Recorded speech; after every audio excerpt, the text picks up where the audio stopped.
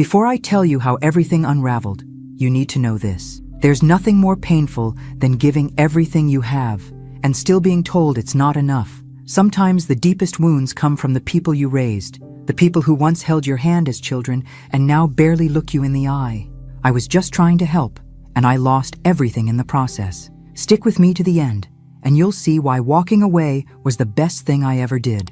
Don't forget to subscribe to the channel and comment where you're watching from. It was early March in Ohio, still cold enough to see your breath in the morning, but not cold enough to stay inside all day. I remember that because I was in the garden, deadheading the last of the frostbitten mums, when the phone rang. It was Brian. His voice was soft, almost too careful. "Hey, Mom, how are you doing?" I hadn't heard from him in over 3 weeks. Not unusual. Since his marriage to Tiffany, our calls had become less frequent, shorter, polite, but distant. I told him I was fine, that I had been keeping busy with the yard and sorting through some of Harold's old things. That was a lie. I hadn't touched Harold's closet since the funeral. Just the smell of his old jackets would bring me to my knees. But Brian didn't need to know that. "You've been alone for a while now," he said. I don't like the idea of you rattling around that big old house by yourself." I laughed a little, nervously. "I've managed. It's quiet, but it's home."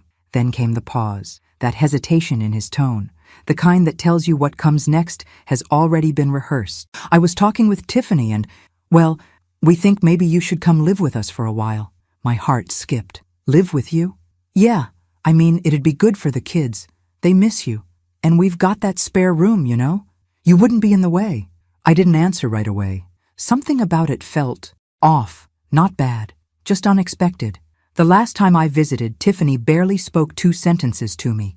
She was always busy, always somewhere else, always glued to her phone. And Brian, he looked tired even back then, thinner than usual, eyes sunken like he hadn't slept in days. But the idea of being closer to my grandchildren stirred something in me. Maybe I was being silly. Maybe I had let my loneliness speak louder than my judgment. "I'll think about it," I told him. I sat with the thought for a full week. I walked through my empty house, past the family photos gathering dust, the old armchair Harold used to nap in, the teacups I hadn't used in months. I thought about the nights where I made dinner for one and left the TV on just to hear another voice in the room. And then I made the decision. I packed a suitcase. Not everything, just enough for a long stay. I left my house the way I found it. Quiet, a little sad, but still standing. I drove down to Brian's place, 2 towns over, with a heavy heart and cautious hope. When I pulled up, no one came out to greet me. Tiffany opened the door after I knocked twice. She didn't smile. "You're early," she said, stepping aside. The house smelled like takeout and diapers. Toys scattered the floor. The TV was blaring some cartoon I didn't recognize. Brian came down the stairs with the baby on his hip and hugged me quickly, too quickly. The boys barely looked up. He pointed to the guest room. "We cleared it out for you. It's not perfect, but it's something." I stepped inside. It wasn't cleared out. There were boxes everywhere, a broken lamp in the corner, and an air mattress instead of a bed. No closet space, no place for my things. I smiled anyway. "It'll do," I said softly. I spent the first night lying on that air mattress, staring at the ceiling, listening to the sounds of a house I didn't belong to. I told myself this was temporary, that I was needed, that this was what family did for each other. But I couldn't shake the feeling that I had walked into something that had nothing to do with me being alone, and everything to do with them needing something from me. I didn't know it yet, but I had just stepped into a slow, quiet kind of betrayal, the kind that doesn't break you all at once. It chips away, day by day, until there's nothing left to give. The days that followed were filled with small silences and subtle dismissals. I tried to be helpful, offered to cook, to clean, to watch the boys while Tiffany scrolled endlessly on her phone or disappeared upstairs for hours. But nothing I did seemed to land right. Tiffany barely looked at me, and when she did, her expression hovered somewhere between forced politeness and quiet irritation. Brian was always busy, either working late, pacing the kitchen on tense phone calls, or retreating into the garage with a beer in hand. I asked him once if everything was okay, and he gave me a half smile that didn't reach his eyes. "We're just stretched thin, Mom. You know how it is. 2 kids, bills, work. It's a lot." I nodded. I did know how it was. I raised him through tougher years than this, with far less. But I didn't say that. I just kept smiling, kept offering to help in whatever way I could. One morning, Tiffany stopped me in the hallway. "Hey, do you mind not using the washer during the day? The electric bill's been really high." I blinked. Of course, I didn't realize. I only did one load. "It's fine," she cut in, walking away before I could finish. Another time, she sighed audibly when I left the bathroom light on for too long. Then it was the heating, then the water. Every gesture I made, folding the kids' clothes, sweeping the floor, even buying groceries, seemed to be met with quiet judgment. And then came the bills. Brian brought it up like it was casual, over dinner, with the boys half asleep at the table. "I know it's a little awkward," he said, avoiding my eyes, "but things are tight right now. If you could maybe help with the hypotheca, just until we get caught up, I'd really appreciate it." I looked at him, stunned. "Of course," I said, almost automatically. "Just tell me what you need." I dipped into my savings that same week, transferred enough to cover half the monthly payment, thinking it would be a one-time thing. But the next month, he asked again, and the next. It became expected, not requested. I didn't protest. I wanted to help. I told myself that's what mothers do. But deep down, I began to feel like a line had been crossed, not by the request itself, but by the coldness with which it was received. I began to see things I hadn't noticed before. Brian's phone buzzing late into the night, his quick switch to another tab when I passed behind him at the kitchen counter. Tiffany's shopping bags from stores I knew weren't cheap, despite her constant complaints about money. And always, the tension that seemed to hang in the air like humidity, heavy, invisible, suffocating. One evening, I made a roast, the kind Brian used to love when he was little. I set the table, even folded napkins like I used to at home. I thought maybe this would be a way to connect, to soften the edges. But Tiffany didn't come down until after we had eaten. She glanced at the empty plate I had saved her, looked at me and said, "Next time, just ask. I don't really eat red meat." She didn't touch the food, just grabbed a protein bar from the pantry and went back upstairs. I sat at the table long after everyone had left, staring at the untouched roast, listening to the dishwasher hum in the background. I wasn't wanted here. I was useful, a wallet, a babysitter, a maid, and yet I stayed because I loved them, because I still thought I could make it work. But the walls were already cracking, and I hadn't yet realized how little I was truly seen. The moment that would shatter everything was just around the corner, and it would come from the mouth of the one person who had always made me feel invisible. It happened on a Thursday. The boys were cranky that day. Too much screen time, too little fresh air. Tiffany had barely emerged from the bedroom, and Brian had been glued to his laptop in the kitchen since early morning. I spent most of the day calming tantrums, cleaning spilled juice, and folding laundry that wasn't mine. By dinner, I was exhausted. I made chicken casserole, the kind that feeds a family and stretches the leftovers. I set the table like always, called everyone down, and tried to pretend like this was normal, that I belonged. Tiffany sat across from me, scrolling through her phone between bites. Brian chewed in silence, his eyes fixed on the screen of his laptop propped beside his plate. The kids bickered, poked at their food, and eventually got up before finishing. Trying to make conversation, I said gently, "You know, if we all sat together more often for meals, maybe the boys would eat better." Tiffany didn't look up. Brian cleared his throat. "We're just a little overwhelmed, Mom." That was when Tiffany raised her head. Her voice was flat but laced with something sharp beneath the surface. "You're always making little comments, Maggie, like we don't know how to run our own house." I blinked. "I didn't mean it like that. She cut me off, setting her fork down with a loud clink. "You do a lot of talking for someone who doesn't actually contribute enough to be making suggestions." The words landed like a slap. The air seemed to leave the room. Brian didn't say anything. He just looked down at his plate. I stared at them both, frozen. My hands trembled under the table. I opened my mouth to respond, but nothing came out, because in that moment, I realized something I had been denying for weeks. I wasn't part of this family. I was a burden dressed up as a helper, a placeholder until they could breathe again, someone to use, not someone to honor. I got up without finishing my meal, took my plate to the sink, rinsed it in silence. My heart thudded in my chest as I walked down the hallway into the makeshift room they had cleared for me. I sat on the edge of the air mattress and stared at the floor for a long time. That night, I didn't sleep. I thought of all the years I held Brian through storms of emotion, of the nights I went hungry to feed him, of the sacrifices I made without ever being asked. And now, I was not contributing enough. After paying half their hypotheca, cooking their meals, cleaning their house, loving their children, I still wasn't enough. By morning, something inside me had shifted. The silence at breakfast was thick. Tiffany avoided my eyes. Brian acted like nothing had happened. I didn't speak. I couldn't, not without crying, and I wouldn't give them that. So I went back to the guest room, zipped up my suitcase, and began folding the few clothes I had taken from my real home, the one I should have never left. Then I saw it, outside the bedroom door, propped against the hallway wall, my suitcase, already packed, already waiting, as if they knew, as if this had been decided for me the moment Tiffany spoke those words. A part of me cracked, but another part, the deeper part, hardened. I was done. They didn't know it yet, but they were about to lose more than just their housekeeper, their unpaid nanny, their emergency fund. They were about to lose the one person who would have done anything to protect them. And I would make sure they felt every inch of that loss. I didn't say goodbye. I wanted to the boys at least, but I couldn't bring myself to wake them. They were innocent in all of this. They didn't choose to treat me like I was disposable.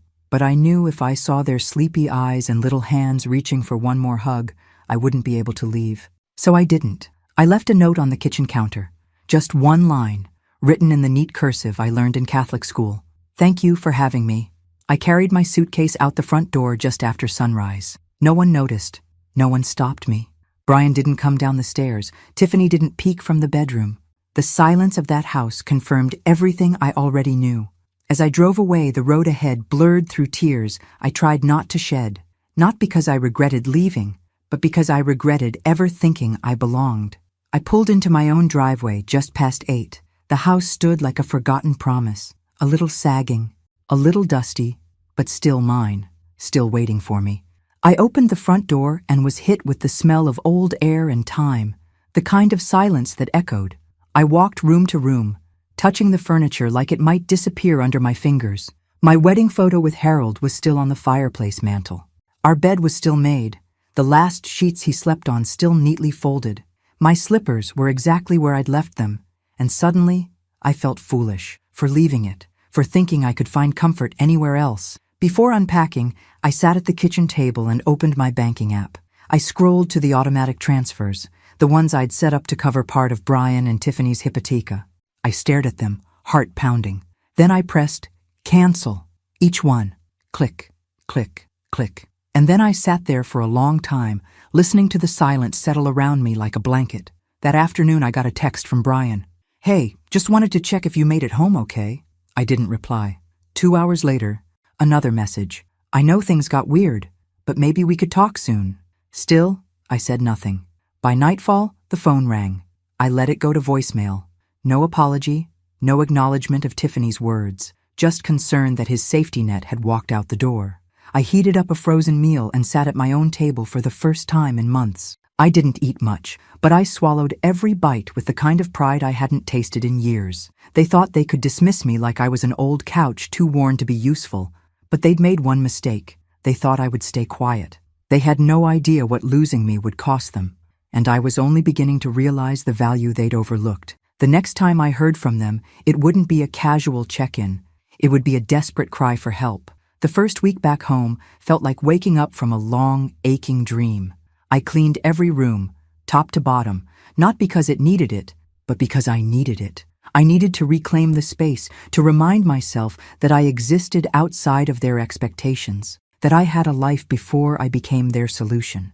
But even with the windows open and the sun warming the hardwood floors, the silence was heavy. I missed the boys, their laughter, their tiny hands tugging at my sleeve. I missed their messy questions and unexpected hugs. I didn't miss Tiffany's glares or Brian's passivity, but the kids, that hurt. A few days later, I bought them a gift. I know what you're thinking. They didn't deserve it. Maybe not, but the boys did.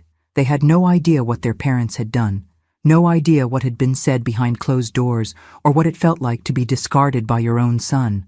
So I ordered 2 new iPads, preloaded them with educational games and drawing apps, and added a soft leather case to each, navy blue for Jake, forest green for Liam. I wrapped them carefully, wrote a handwritten note, and paid extra for overnight delivery. The note said, "Even when I'm far away, I'm always right here. Love." Grandma! No response came from Brian. No text, no thank you. Nothing from Tiffany, of course, but I knew they received the packages. I had tracking confirmation. A week later, I saw the boys on Tiffany's Instagram story. They were playing on the iPads, grinning ear to ear. Tiffany hadn't tagged me, hadn't mentioned me, but I saw the smiles. That was enough for now. Then came the silence again. I busied myself with puzzles and books and long walks around the block. I didn't cry, not out loud, but every time I passed the hallway where Harold's coat still hung, I felt my throat tighten. And then one night, out of nowhere, I woke up with a strange pit in my stomach. Something told me to check my finances. I hadn't thought much about it since canceling the transfers, but I logged into my bank anyway and found nothing out of the ordinary. What did catch my eye, though, was an email alert from 2 months prior. One I hadn't opened in the chaos of moving. It was from my bank. A notification of a large withdrawal Brian had made, money that hadn't gone to the hypotheca. My heart raced. I dug deeper, pulled old statements. I wasn't sure what I was looking for, but I knew something was wrong. The numbers didn't add up. There were repeated charges for a company I didn't recognize, something with a vague name. I Googled it. It was a gambling site. I stared at the screen, stunned.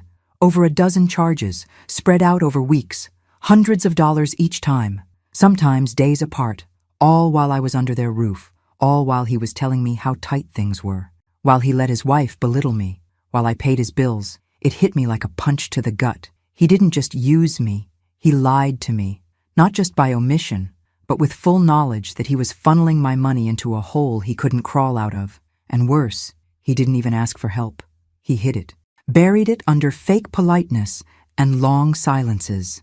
That night, I sat in the living room, lights off, the blue glow of the computer screen casting shadows on the walls. I thought of every time I believed I was helping him, supporting him, saving him, and realized he was letting me drown myself to keep his head above water. I didn't cry, I didn't scream, I just sat there. And for the first time in my life, I felt something I had never felt toward my own child. Resentment, not the sharp kind, but the slow, acidic kind that eats at your ribs. The kind that comes from knowing your love was weaponized. And I knew in that moment, nothing would ever be the same between us again. The next morning, I woke up changed. I didn't feel like myself, not the version of me that used to excuse, to soften, to look the other way. I felt sharper, colder, like something inside had finally snapped back into alignment after years of being dislocated. I didn't text Brian. I didn't confront him. What was the point? He'd just deny it, minimize it, blame stress or Tiffany or life. I knew how that dance went. I'd watched Harold do it with his own secrets more times than I care to count. But this wasn't about Harold. This was about me. I opened a new savings account that day. One Brian couldn't touch, transferred everything I had left, closed the old one, canceled the card I'd once handed to him just in case, deleted every automatic payment that had his name attached to it. Then I changed the locks on my front door. It was dramatic. I knew that, but it felt right, like a ritual, sealing the space between the woman I used to be and the woman I was becoming. The calls started a week later. First, it was just Brian, casual check-ins, just wanted to say hi. Miss the boys? But I heard the edge in his voice, the tension. He wasn't just calling to chat. Then the questions came. Hey, did the bank call you? Something weird happened with my account. I think there's been a mistake with the hypotheca. Did you maybe forget to... I didn't answer. Let every call go to voicemail. The texts started stacking up like unpaid bills. Tiffany says you changed your number? Are you okay? You've been acting strange. Can we just talk? Please. No, we couldn't. I watched from a distance as the cracks in their perfect little house deepened. Tiffany started posting fewer photos. When she did, her smile looked tired, forced. The kids' clothes looked older, the backgrounds more cluttered. The tone changed. I could tell. The money was drying up. Then came the real sign, the one that hit me like a vindication I didn't even know I wanted. A letter from the bank, addressed to me by mistake, or maybe on purpose, since I'd once co-signed something I barely understood. Pre-foreclosure notice. I stared at the word delinquent like it was written in fire. That same night, Brian called again. I didn't answer. He texted instead. I know you're upset, but Mom, we need help, just this once. Please. No apology, no acknowledgement of the gambling, the lies, the betrayal, just desperation. And I'll admit it, a part of me ached to fix it, to make everything right, to be the mother who swoops in, who saves the day, who earns back her worth through sacrifice. But that part of me was dying, starved by years of one-sided giving.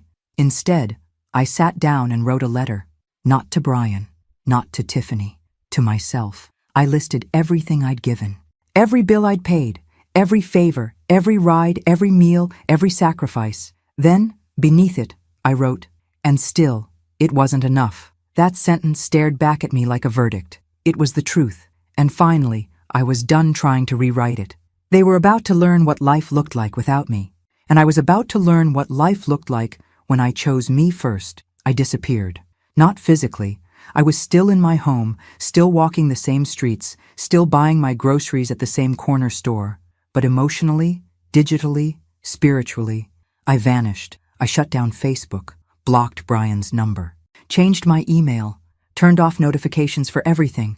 I needed silence, not the heavy, painful kind I'd lived with since Harold died, but a new kind, clean silence, the kind that makes space for something better.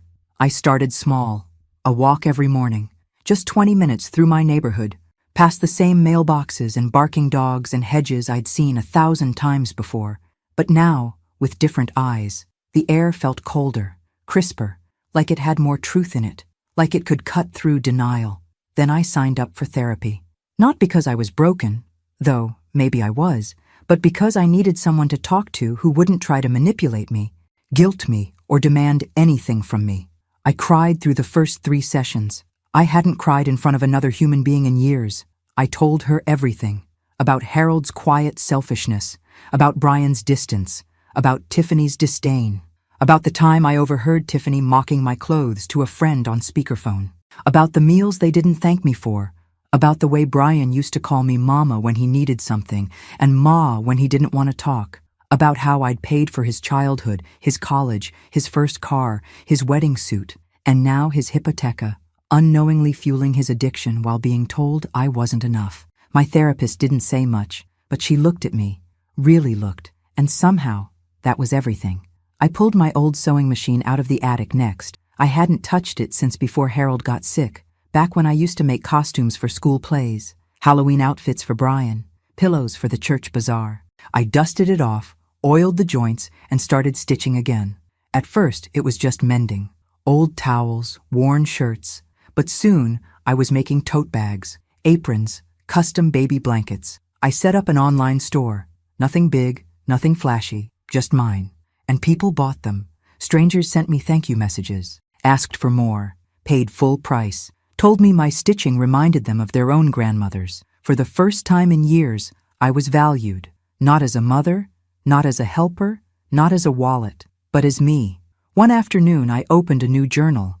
The pages were crisp, untouched. I wrote across the first line in thick, black ink. I am not a burden. I am not invisible. I am not disposable. And beneath that, I am a woman who deserves peace. It became my mantra. I didn't tell anyone what I was doing. I didn't need to, because slowly, I was becoming someone I hadn't been in a very long time. Not just someone who survived, but someone who thrived. And meanwhile, the world I'd left behind was starting to crack. I didn't hear from Brian for over 3 weeks. Not a word, no texts, no calls, no last-ditch apologies. The silence was strange at first, eerie even, but not painful, just quiet, like the ringing in your ears after a fire alarm stops. You don't notice how loud it was until it's gone. But then, slowly, signs of their unraveling began to surface, subtle, like smoke seeping under a closed door. Tiffany's Instagram changed. She used to post curated photos of the boys in matching outfits, latte art, new home decor, all bright filters and toothy smiles. Suddenly there were fewer pictures, the captions got shorter, the smiles disappeared, and then, nothing. I checked once a week just to see. Call it curiosity, call it concern. I told myself it wasn't spite. I just needed to know how far the echo of my absence had carried. One afternoon, While scrolling through the local neighborhood app, I saw a listing. Gently used sectional sofa. Must pick up. Urgent. It was their couch. I recognized the throw pillows. A week later, brand name handbags for sale. DM for details. Then came the car. Tiffany's SUV, the one she refused to let anyone else drive, was gone from the driveway in the background of a photo someone else had posted. In its place, a dented old sedan. Their image was fading, the polish stripped away. The next time I went into town, I saw Brian at the grocery store, alone. He didn't see me, or maybe he pretended not to. He was wearing the same hoodie I'd sewn a patch onto 3 winters ago. His cart had generic cereal, frozen pizza, baby wipes, no steaks, no wine, no organic anything. He looked tired, pale, hollow. I watched him from behind a display of canned soup, and for one fragile second, something in me wanted to walk up to him, say hello, ask how the boys were, offer to help. But then I remembered Tiffany's voice, crisp and cutting. You don't contribute enough to be making suggestions. So I let him pass. That night, I cooked myself a real meal, not frozen, not microwaved. I lit a candle, poured a glass of wine, set the table with the good plates, just for me. The house was warm, safe, peaceful, and then, on Christmas Eve, a knock at the door. I wasn't expecting anyone. I peeked through the window, no car in the driveway. A delivery box sat on my porch, large, wrapped in brown paper. Inside were 2 smaller packages, one addressed to Grandma, the other to Mimi, the nickname Liam had started calling me when he was still learning to speak. My breath caught. Inside, the same iPads I had sent them weeks ago, carefully wrapped again. But now they had been decorated. Stickers, glitter. One of them had a note written in big childish handwriting. We miss you. Merry Christmas. Come back soon. I sat on the floor and wept, not for Brian, not for Tiffany, for the children, for what they were caught in, for what they didn't understand. I wanted to run to them, hold them, tell them none of this was their fault. But instead, I walked to the hallway closet, pulled out 2 new jackets I had bought on clearance and never mailed, and began to pack another box. I filled it with love disguised as essentials, gloves, books, warm socks, small toys, and another note. A grandma's love doesn't need permission. It's always yours. I dropped it at the post office the next morning. No return address, no expectation, just love with boundaries. Because they had to learn. I wouldn't disappear, but I also wouldn't be their foundation anymore. They would have to rebuild it themselves. Christmas came and went in a way I hadn't experienced in years. Quiet, still, mine. I decorated the tree alone, hung Harold's favorite ornament near the top, and lit a single candle by his photo on the mantel. I didn't cook a feast, just baked my mother's cinnamon bread, the one she used to make on snowy mornings, and let the scent fill the house. There was no shouting, no chaos, no scrambling to impress guests who didn't care. There was only peace, but even peace has its shadows. I missed the boys, missed the sound of their laughter bouncing off the walls, the way Jake would curl into me on the couch like a cat, the way Liam would try to say words too big for his mouth. I wondered what kind of Christmas they were having. The answer came a few days later, wrapped in Instagram silence and one text from Brian. Hope you had a good holiday, Mom. No, we missed you. No, the boys asked about you. Just that one cold sentence. But I already knew what kind of holiday they'd had. You could see it in the absences. No Christmas photos, no matching pajamas, no decorated tree. And then I saw it, a local classifieds post on the day after Christmas. Urgent, looking for part-time babysitting. Flexible hours, must be reliable. Background check required. The poster was Tiffany. My heart squeezed and swelled at the same time. They needed help, not a handout, not anymore. They needed support, structure, stability, things I had once provided like clockwork, like breath, without ever being thanked for. I could have called, I could have reached out, but I didn't. Instead, I did something else. I sent another package to the boys, this one carefully thought out. Inside, warm winter coats, handmade scarves, new books, and small wooden toys, but also something extra. 2 framed photos, one of me with Jake, another with Liam, taken the last time we had made cookies together. The smiles were real in those, the joy was whole, and then one final envelope, addressed to Brian and Tiffany. Inside, a card. On the front, a watercolor painting of a tree losing its leaves. On the inside, handwritten in pen, Love isn't alone, respect isn't optional, and help isn't forever. No signature, no threats, just the truth. Days passed, then a week. Then, one afternoon, my doorbell rang. I opened it to find a box on my porch. No return label. Inside, wrapped in brown paper and Scotch tape, the 2 photo frames. Returned. But the coats and books were gone. And on the back of the card I had sent, a new line had been added in Brian's handwriting. "We understand. We'll figure it out." I stood there for a long time, holding the card, heart thudding. He was starting to get it. Not fully. Not yet. But the cracks were turning into reflection. The next step would be painful. For him, for her, for the boys. But I wouldn't interfere. Sometimes love means stepping back far enough for them to fall, so they finally learn how to stand. The call came on a Tuesday evening. I was folding laundry, the humdrum kind of chore that fills silence without drawing attention to itself. My phone buzzed across the counter. I almost didn't answer, but something in me said to. Brian's voice was hoarse, like he hadn't slept. "Mom," he said, "please, I need to see you." There was no bitterness in his tone, no guilt-tripping, just something I hadn't heard in years. Honesty. I didn't say yes. I didn't say no. I just told him I'd be home the next day if he wanted to stop by. At p.m., I heard the sound of tires on my gravel drive. I peeked out the window and saw his car. Not the old SUV, but a compact sedan that looked borrowed or bought cheap. He walked up the steps slowly, like his body was heavier than it used to be. When I opened the door, I barely recognized him. He'd lost weight. His eyes were sunken, his cheeks pale. The confident slouch he always wore, the one he picked up sometime after marrying Tiffany, was gone. In its place was something raw, stripped. "Can I come in?" he asked. I hesitated, just for a second, then stepped aside. He sat on the edge of the couch like it might reject him, held his hands in his lap, wringing them. "I messed up," he said. "You don't need to say it. I already know." I stayed silent. He looked around my house like he was seeing it for the first time.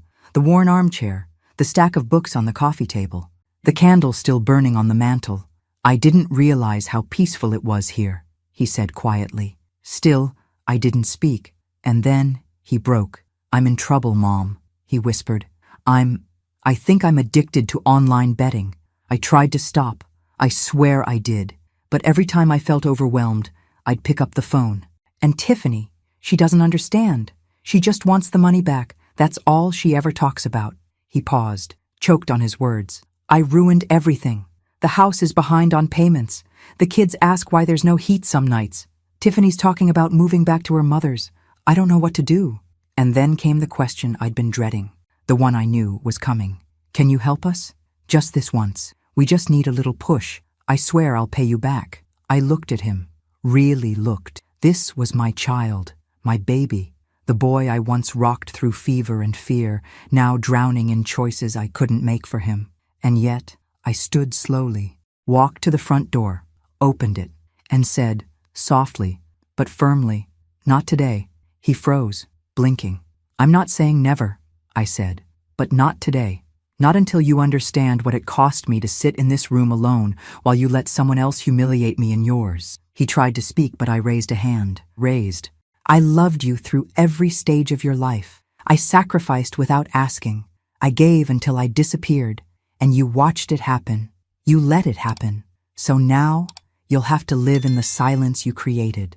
A tear slipped down his cheek. "I'm sorry," he whispered, and for the first time in a long time, I believed him, but it wasn't enough. He left 10 minutes later, didn't slam the door, didn't stomp, just walked to the car like a man learning how to carry the weight of his own mistakes. That night, I cried, but not for him. I cried for the mother I used to be, the one who thought love meant endless forgiveness. That woman was gone, and in her place stood someone new, someone ready to set the terms. 3 weeks passed, no calls, no texts, just silence. But this time, it didn't feel like punishment. It felt like space, a quiet between storms, a space for him to sit with himself, and for me to decide what I needed. Then one morning, just as I was about to head to the post office, there was a knock. I opened the door, and there he was, Brian, hair longer, beard unkempt. But his eyes, they were different, not desperate, not manipulative, just tired, honest. "Can I come in?" he asked. I nodded. He sat on the couch again, but not like a stranger. This time, like a man asking for the floor beneath him. I started going to meetings, he said. Gamblers Anonymous, every Tuesday and Saturday. I said nothing, just listened. I sold the SUV, canceled the credit cards, got a job doing deliveries at night. It's not much, but it's something. I'm trying, Mom. I really am. I waited. I knew there was more. I'm scared, he said. We're behind 2 months on the hypotheca. Tiffany, she's angry all the time. The boys hear everything. I don't want to lose them. He looked up at me raw. I need help, but this time I'm not just asking for money. I need structure. I need you to teach me how to be responsible, how to stop depending on everyone else. I swallowed hard. This was the moment, the crossroads. I stood, went into the kitchen, and returned with a folder. Inside, a payment agreement, a budget plan, a printed list of rehab clinics, and a separation checklist. He opened it slowly. His eyes widened. What's this? My terms, I said.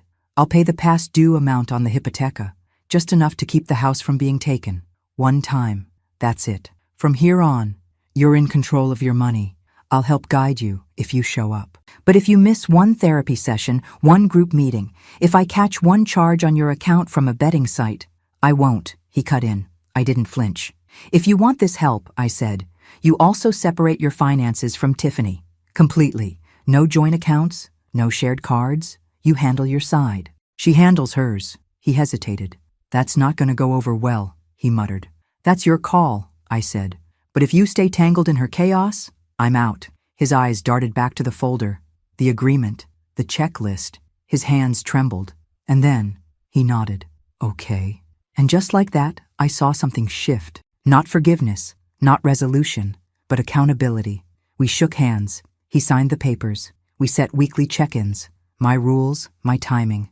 And then he stood to leave. At the door, he turned to me. I never realized how much I leaned on you until you stepped away. I smiled faintly. That's the thing about leaning, I said.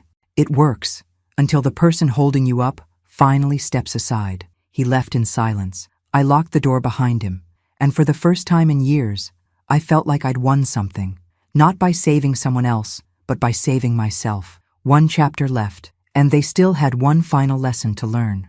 The weeks that followed were quieter than I expected. Not peaceful, not yet, but quieter.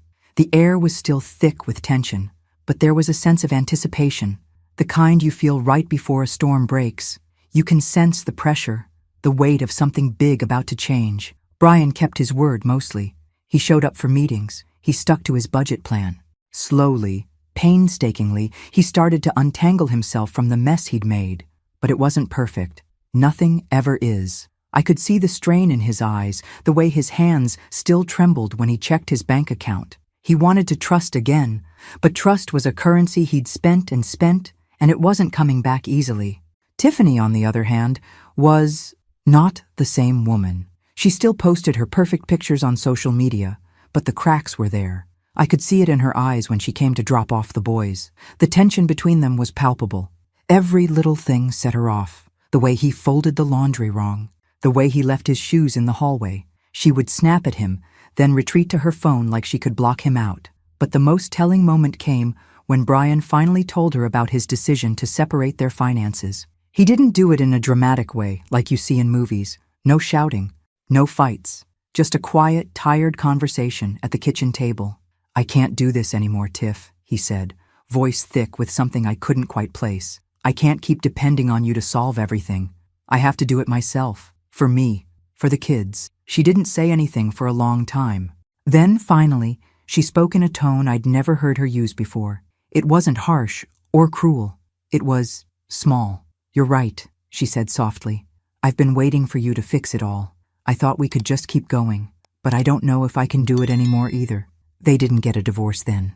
But there was something in the way he looked at her, not with resentment, but with acceptance. He had done what I had asked. He had made the choice to stand on his own feet, and it was hard, but it was happening, slowly.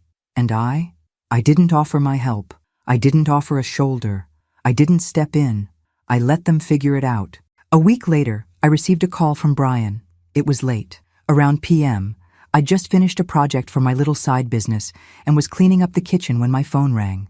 It wasn't the text I had expected. It wasn't a desperate request. It was just him. "Mom, I've been thinking, I want to move out." I paused, setting the dish down in the sink. "Are you sure?" "Yeah," he said, his voice steady. "It's time. I can't keep living under this roof like I'm just a guest. I need my own place. I need to be able to take care of my kids the right way. It's going to be hard, but I can do it. I want to do it." I took a deep breath. "You're right," I said, my voice tight but calm. "You can do it. I know you can." I didn't tell him what I was thinking, that this was the moment. This was the first real step toward the future I had been waiting for. Not for me, not for them, but for him, his future, his stability. We ended the call with a promise, not to each other, but to ourselves. He was going to make it. A few days later, I saw him again. He was standing by his car outside a small duplex. He looked different, not just physically, though he'd gained weight and had cleaned up a little, but something else had changed. There was a quiet strength in him. He had done what I never thought he could. He didn't ask for help this time. Instead, he held out the keys to his new place, not in a boastful way, not like a man who had won, but like a man who had earned it. "Mom," he said, his voice steady and clear, "I did it. I paid for this place with my own money, and I'll pay the bills. I'll be a father, a husband, and a son. I'll do it my way. No more excuses." I nodded. "I'm proud of you," I said, my voice breaking, though I wasn't sure why. "I wouldn't have done it without you," he admitted, his voice thick with gratitude. "But you didn't just give me the money. You gave me the space to find myself again." And that was enough. I hugged him tightly. The warmth of it didn't come from pity or regret. It came from a place of understanding. We had both fought this battle for so long, side by side, but never really together.